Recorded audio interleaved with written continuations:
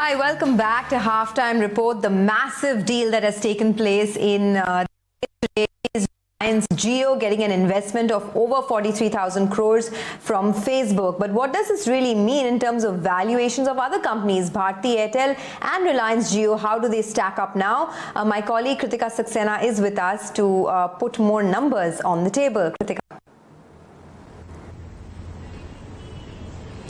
Well, Sona, because of the kind of value erosion that we have seen from Vodafone Idea in the last 12 odd months, it's important to compare Bharti Airtel and Reliance Jio directly. So let's take the enterprise value, for instance. Reliance Jio, before the Facebook deal, was at an enterprise value of about $66 billion. That's the estimated value that analysts attribute to Reliance Jio. But after this deal, the company is now at a valuation of $72 billion. Now, Bharti Airtel's current valuation, and in both the cases I'm including debt as well, is at $50 billion. So there's a gap of almost $22 odd billion over here as far as enterprise value is concerned. But if you were to assess it from an apples to apples comparison, doing enterprise value is to EBITDA is very critical. So in the case of Reliance Jio, the enterprise value is to EBITDA is 12 to 13 times, whereas Bharti Airtel is 9 to 9.5 times. Now, just for the sake of comparison, while it is not an exact like-to-like comparison because Jio uses a utilization and depreciation model,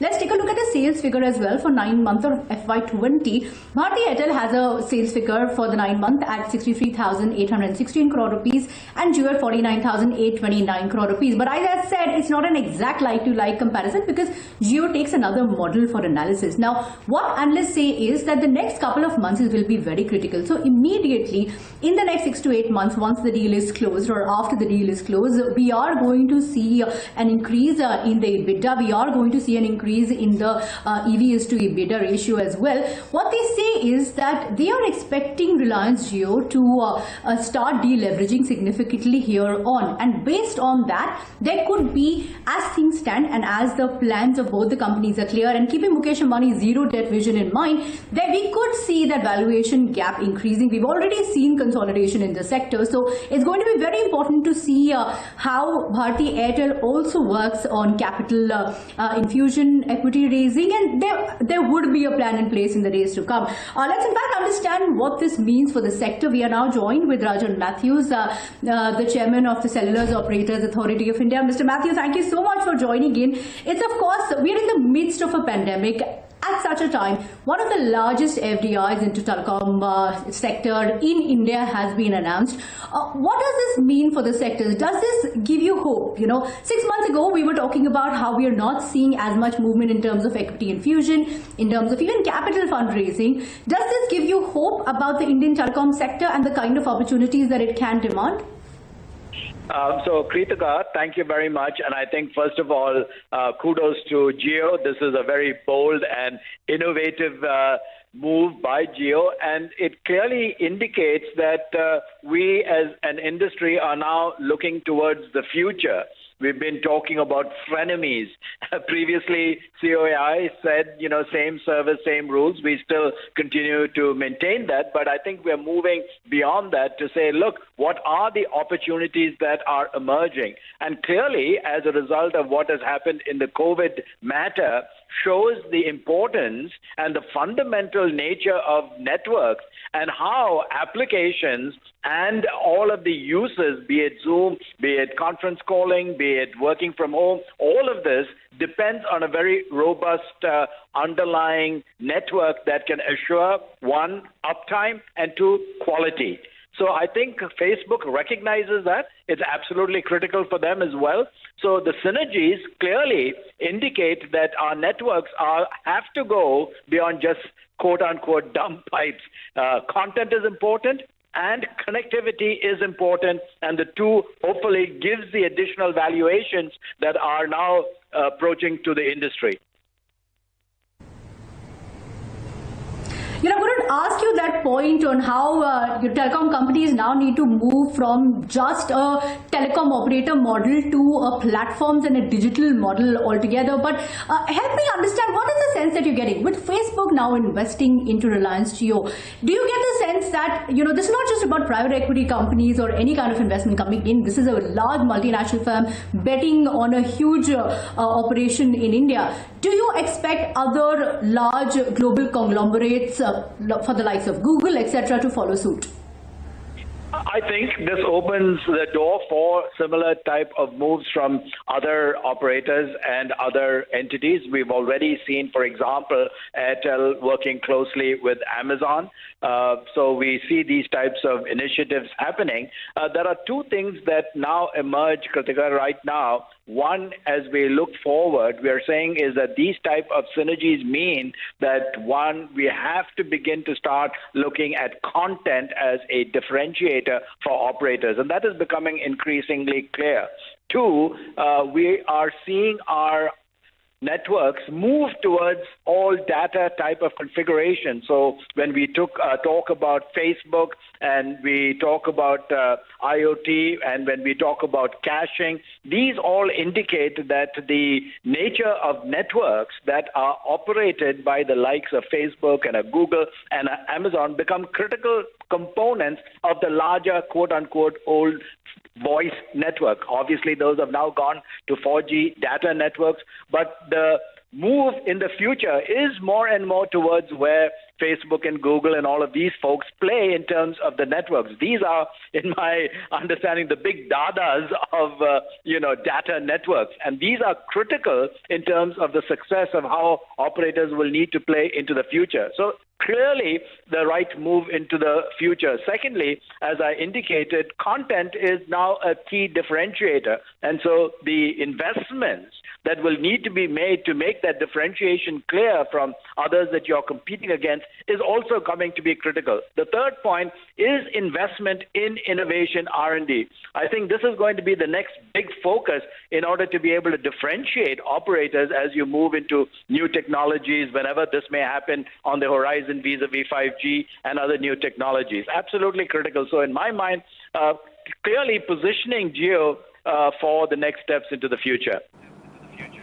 Mr. Matthew, good afternoon. This is Sonia here. I just had one question on what this would mean for the other players in the telecom industry. Because, with the whole Vodafone issue, has now virtually become a duopoly. And now it's getting access to 400 million customers, using WhatsApp as well in terms of, taking the Reliance retail platform forward. What do you think this would mean for other players like Bharti in the very near term? So, Sonia, first of all, as Mark Twain said, reading his own obituary, he says the reports of my demise have been grossly exaggerated, right?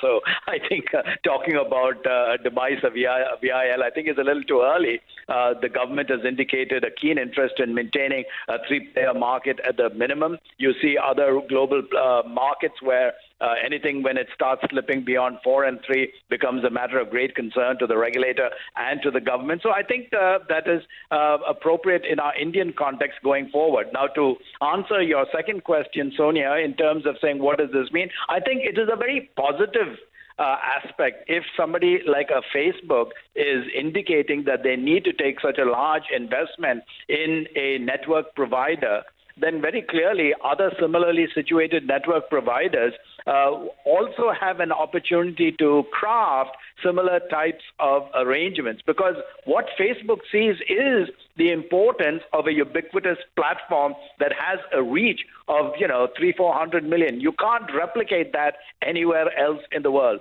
And in our world, network connectivity and the network effect is absolutely critical for valuations. So Facebook is not dumb. They see this as the way forward to continue to enhance their valuations, and obviously Jio and similarly situated operators see a similar enhancement of valuation going forward. Mr. Matthew, when we were ending last year, there was a lot lot of gloom around the industry, from debt increase, from, no kind of sense with respect to liabilities reduction. Do you believe then that with the likes of Facebook showing interest, you mentioned Amazon and Bharti as well, do you believe that the telecom sector is in a better position now than you foreseed earlier? And does this also indicate that, the kind of issue that we've seen with liabilities, with debt, do you believe that those issues could also be arrested with the likes of this deal if similar deals were to come into the fray? So, Sonia, first of all, I think we've always said that India is a fantastic opportunity. It's not for lack of opportunities and for lack of ability to be able to enhance your ability to enhance revenue stream and all of those things. I think the issue is that this industry has for so long been shackled by such heavy taxes and levies that it has really crippled the industry.